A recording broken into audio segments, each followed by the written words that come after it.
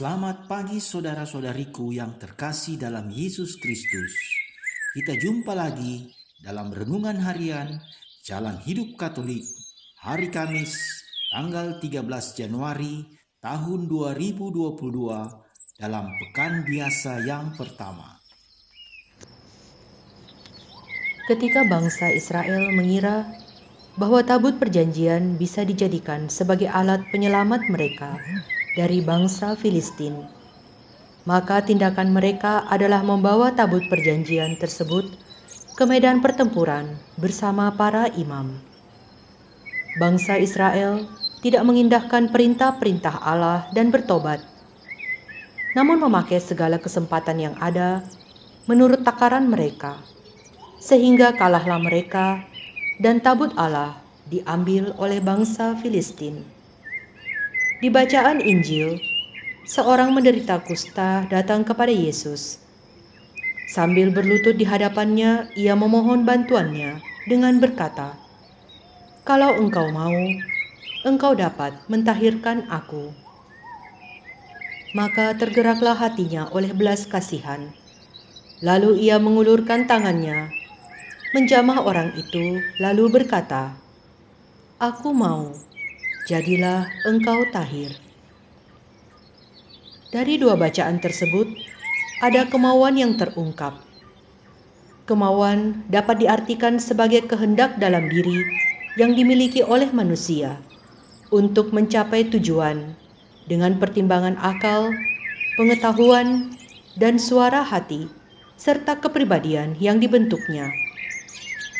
Kemauan itu penting karena mendorong manusia untuk mencapai tujuan hidupnya. Kemauan memiliki unsur semangat, keinginan, hasrat, hawa nafsu, dan kecenderungan.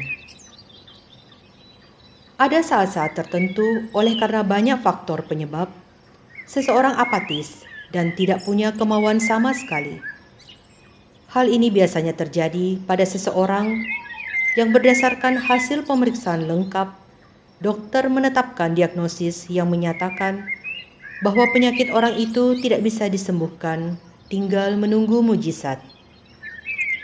Kebanyakan dari kita biasanya kehilangan pengharapan dan sekaligus kehilangan kemauan dan antusiasme. Ia kemudian murung dan menutup diri, bahkan menghindarkan diri dari komunikasi dengan orang lain. Namun ada juga orang yang sudah divonis dokter bahwa penyakitnya itu telah sangat parah. Tetap optimis, tetap memiliki kemauan untuk melakukan kegiatan. Ia malah membentuk komunitas sendiri, yang di dalamnya ia berbagi bagaimana menghindarkan serta mengatasi penyakit yang mengancam kehidupan. Ia tidak kehilangan kemauan dan semangat, dan menikmati penyakit yang ia derita itu dengan tabah, sambil makin mendekatkan diri kepada Tuhan. Hasrat, kemauan, keinginan memang seharusnya tetap terpelihara dalam hidup dan kedirian kita, sehingga kita mampu menjalani kehidupan ini dengan lebih berani dalam pimpinan Tuhan. Terima kasih atas perhatian saudara-saudariku semuanya.